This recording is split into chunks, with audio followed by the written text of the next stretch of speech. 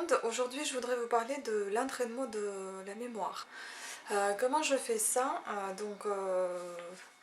En fait j'essaie de me rappeler de tout ce que j'ai appris à l'école, tout ce que j'ai appris à l'université ou moi-même, donc concernant les langues étrangères.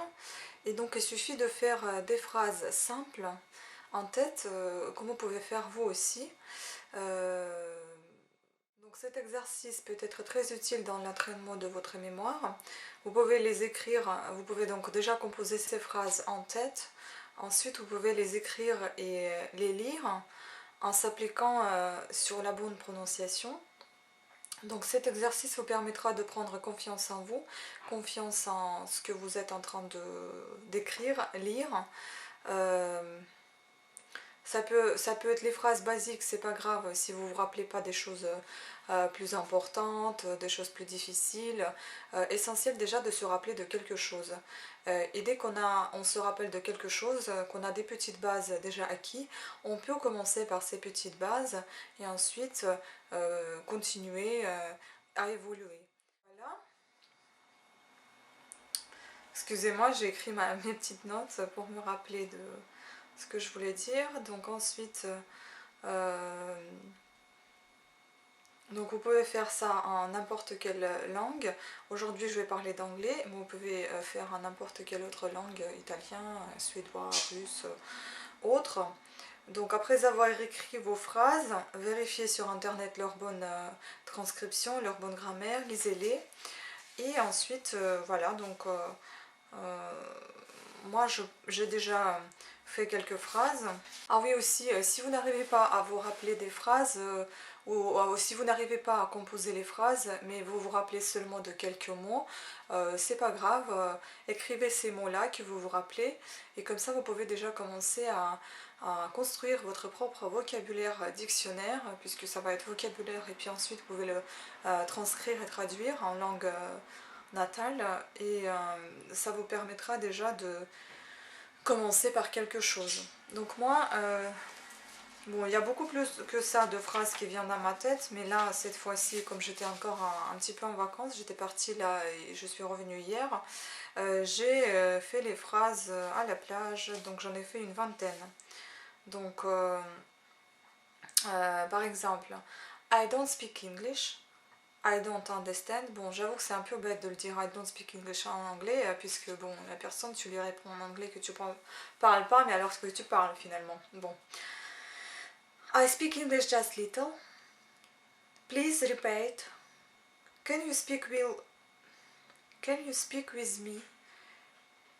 Can you speak with you? I must go. I don't know. What are you doing?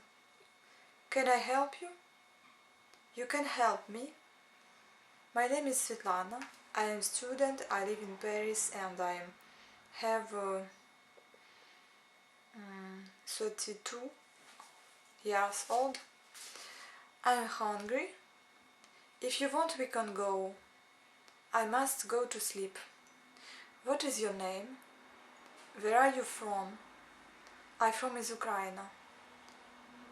Do you have an animals? Là, je suis pas sûre. Yes, I have one first. Yes, I have one fish. Donc ensuite, maintenant, donc à présent, ce qu'on peut faire, on peut déjà écrire toutes ces phrases. Je vais peut-être pas tout écrire, je vais en choisir quelques-unes pour vous montrer un exemple comment on peut procéder. Alors, par exemple, une phrase, je vais écrire en gros pour que vous puissiez voir. Donc, par exemple, une phrase. I don't speak English. Qu'est-ce que vous voyez dans cette phrase? Déjà, vous voyez que vous connaissez pas mal de mots. Maintenant, il suffit d'observer ce que vous avez écrit.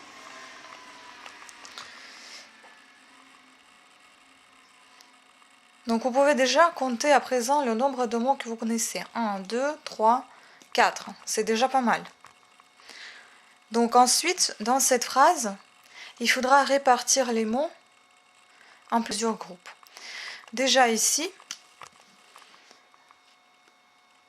Ça, c'est un verbe. Ok. Ça, c'est un pronom. Une négation.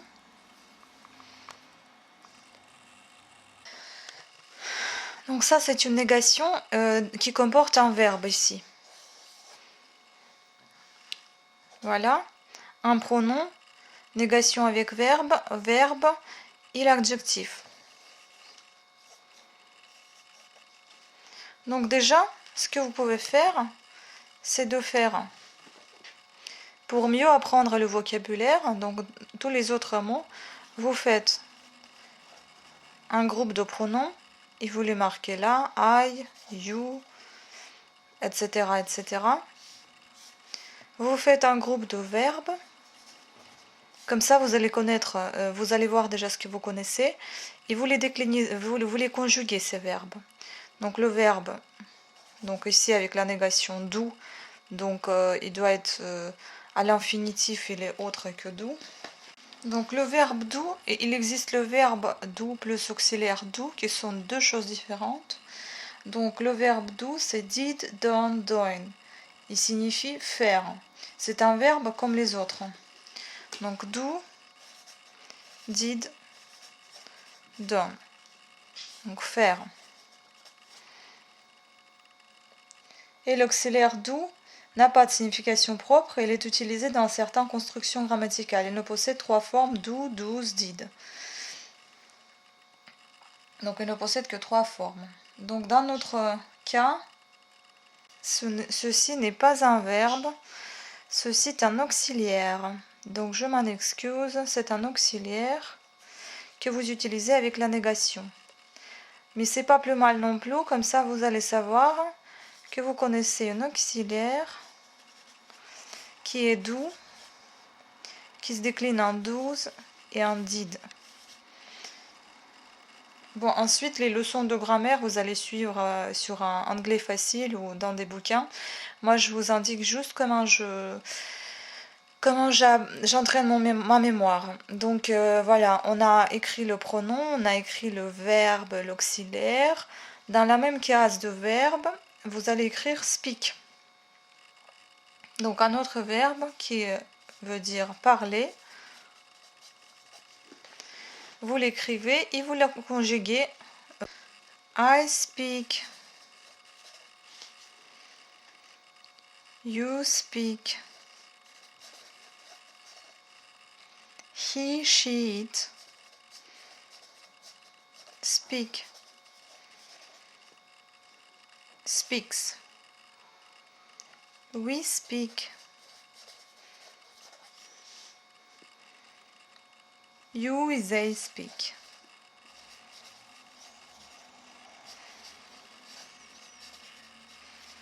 Comme ça, vous avez déjà tous vos pronoms là. Et votre verbe speak, qui est conjugué. Ensuite, il nous reste l'adjectif English. Donc, vous faites une 1, 2, 3, quatrième colonne. Et vous écrivez vos adjectifs. Donc, English. Ainsi, vous allez voir assez rapidement que vous connaissez pas mal de choses. Donc comme ça, vous continuez. L'exemple. I am hungry. I must go to sleep.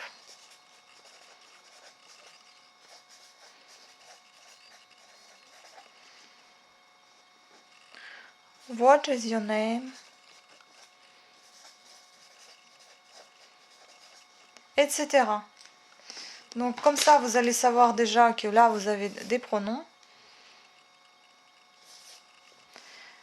Ensuite, vous avez des adjectifs.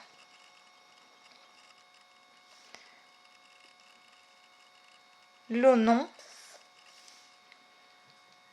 La forme de question. À nouveau, les verbes.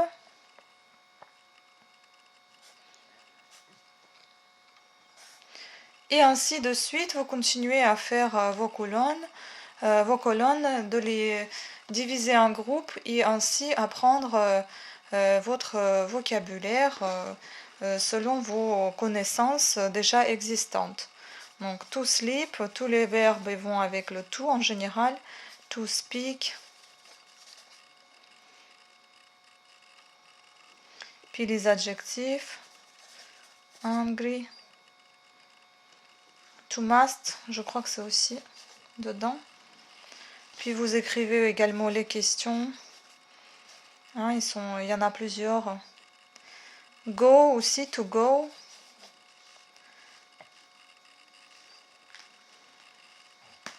Pareil, le verbe le plus connu. Donc être. Donc le verbe le plus connu et le plus utilisé, donc to be. Il a une forme très différente, c'est un verbe irrégulier qui se conjugue en I am, you are, he, she, it is,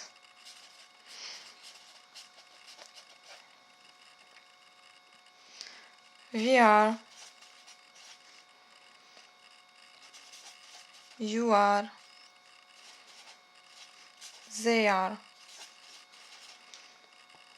Donc déjà, comme vous pouvez voir et constater vous-même, qu'en répétant à chaque fois les pronoms, ils se répètent ici en conjuguant les verbes. Vous allez voir le verbe qui se répète de plus en plus souvent. Il suffit de le retenir, un verbe irrégulier. À le décliner et connaître également ses formes irrégulières, mais qui sont souvent utilisées, donc assez faciles à retenir. Donc les adjectifs. Et ainsi de suite, vous allez voir que très vite, vous allez comprendre que vous connaissez beaucoup de choses. Donc voilà, c'était la petite leçon, pas leçon, mais encore une petite méthode d'apprentissage, d'entraînement de mémoire que j'utilise. Ça aide beaucoup, donc ça aide beaucoup de vous entraîner, de voir un petit peu et savoir ce que vous connaissez vous-même et d'apprendre davantage des choses en conjuguant les verbes par exemple que vous connaissez sous une seule forme, en le conjuguant, vous allez pouvoir